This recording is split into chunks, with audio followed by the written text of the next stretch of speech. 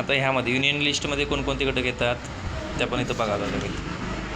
Union list, union government, defence, foreign relations, war, peace, currency, international trade. म्हणजे defence म्हणजे रक्षण करायचं, आर्मीवाले.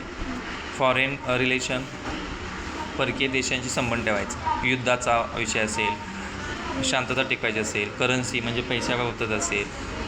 International trade म्हणजे बाहेर व्यापार करायचा असेल तर. सब्जेक्ट विथ स्टेट गव्हर्नमेंट, तर स्टेट गव्हर्नमेंटमधले हे ना कुठले येणार, स्टेट लिस्टमध्ये कोणकोणते विषय येतात दिलेले आहेत. कुठले कुठले, ॲग्रिकल्चर शेती, law and order, local government, health आरोग्य, प्रिझन म्हणजे तुरुंगामध्ये तुरुंगाचा जो पूर्ण कारभार असतो तो कुणावर असतो, स्टेट, महाराष्ट्र स्टेटवर असतो.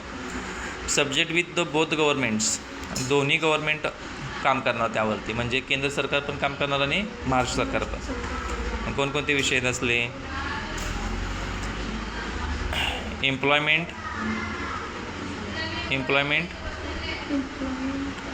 Environment, economic, social planning, personal law आणि एज्युकेशन.